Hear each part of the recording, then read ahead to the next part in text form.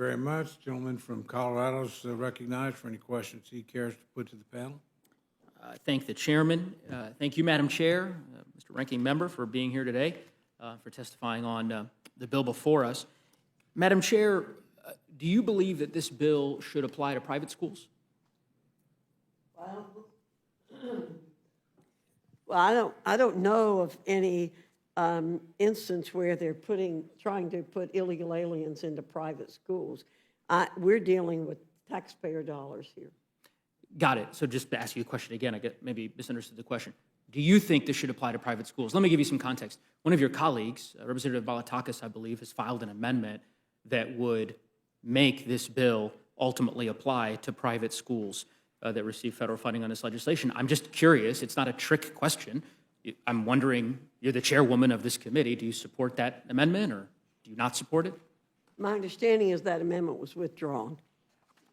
So you won't answer the question as to whether or not you believe private schools should be covered under this legislation? It's not the issue at hand. Okay, well, it's quite ironic indeed. It is odd to me that you declined to express an opinion on that. You could simply say, I don't think that it should apply to private schools. You might have a rationale for that, or you could say, I think it should, but an amendment wasn't submitted. But in any event, we'll move on to the extent that that's clearly something you don't want to answer. I think I know the reason why. How many markups has your committee held in the last 6 months?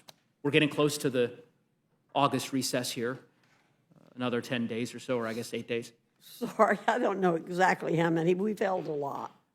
You've held a lot? I can get you the number. Your team is here. I mean, is it more than 5, more than 10? I mean, it can't be. I don't know exactly how many. I think they're trying to get your attention here. I think they have a number they can give to you. 5. 5. That doesn't sound like a lot, but 5. Okay, so 5 markups. I was expecting you'd say 50 or 100 or 25 or 10, but okay, 5.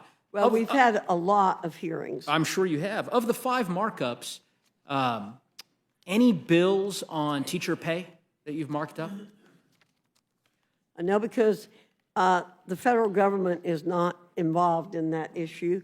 It's not the role of the federal government to be involved with teacher pay. Not the role of the federal government to be involved in teacher pay. Okay, good to know. Have you had any markups on student safety, school shootings, hardening schools, taking actions to better protect our students in light of we have violence? not had a markup. No markups on that. Any markups on extending learning time for students that are struggling with learning loss following the pandemic? As you've noted, a lot of students ultimately fell behind as a result of the pandemic. I wonder if any bills around... No markup on that. No markups on that. So, and any markups on school meals, issues around school meals? Obviously, hunger in schools, kind of an issue that you might have heard of. I know you're familiar with it. I'm just curious if there's been a markup on that. No, but there will be. We will be working on it. I'm glad to hear that. I hope that can be scheduled soon because it's a pressing issue in my district and in Colorado. Look, the reason I asked this question, Madam Chair, and I think you've answered it for me, 8 months under Republican control of the House, no markups on school safety, no markups on teacher pay, no markups on hunger in schools, no markups on trying to address learning gaps as a result of the pandemic. Apparently, on the notion of teacher pay, according to the chairwoman, completely impermissible for this committee to hold a hearing on that. That isn't a matter for the federal government to be concerned with. But telling local school districts back in North Carolina or in Virginia or in Colorado what to do with their buildings, somehow that is a matter of province, of federal jurisdiction. But the issue around paying teachers is not? Is that the argument that I guess you're making today? I'm trying to understand how those two things can both be true. That the Education Committee should have no role in teacher pay, but should tell every school district in the United States of America what they can and cannot do with their buildings. Is that the committee's position?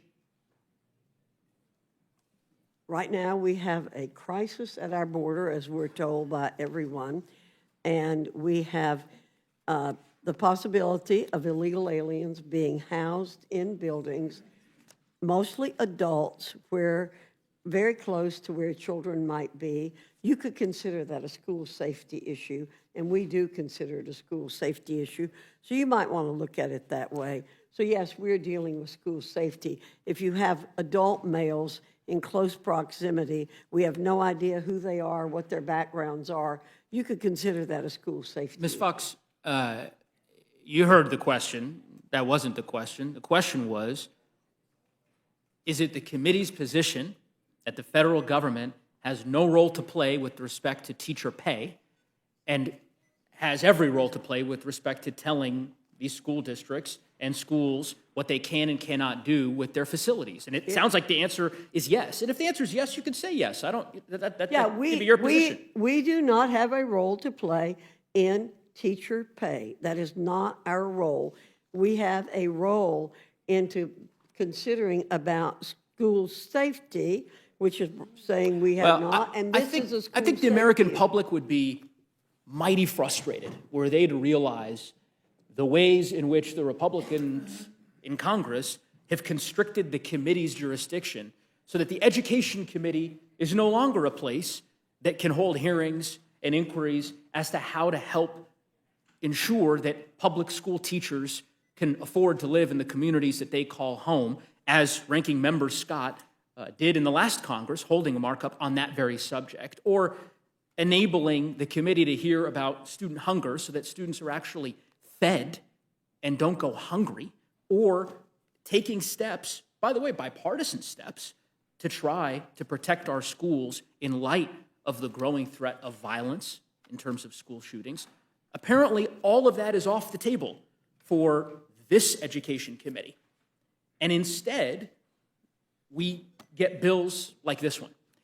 And I think it's deeply disappointing. I suspect the American people will feel the same way. I also find it deeply ironic that the same group of my colleagues, and not all of them, but many of them, who bemoan any role for the federal government in education policy, who disclaim any ability for the Secretary of Education to have a role in secondary schools, to now say that there's an exception and that this is it. Did you vote, Madam Chair? There was an amendment, you probably recall this, about a month ago. I think it was a month ago. Time has flown by here the last couple of months. To abolish the Department of Education. I think it was to terminate the Department of Education. Did you vote for that amendment?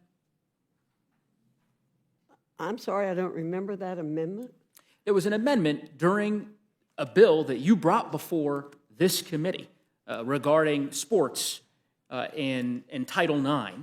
And the amendment to that bill was brought by a gentleman on this committee, Mr. Massey. He's not here to defend the propriety of his amendment, but there are other colleagues of his who are here who co-sponsored that amendment. I believe 164 Republicans voted for it, and I'm wondering if you were among them.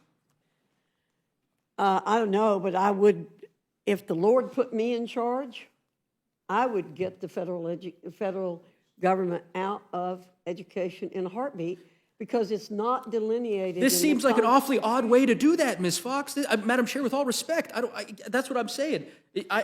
You did vote. My understanding is you voted for this amendment to terminate the Department of Education. That's consistent with what you just said in terms of, if you had your ability to do that, you'd abolish it. And if that's the case, I'm not sure why you keep bringing bills to this committee to give the Department of Education and the Secretary of Education more powers over local schools in North Carolina and every other state in the country. It is an odd way to remove the federal government from education policy, but that's your prerogative as chair, and I'm not going to get in your way. With that, Mr. Chairman, I'll yield back the balance of my time.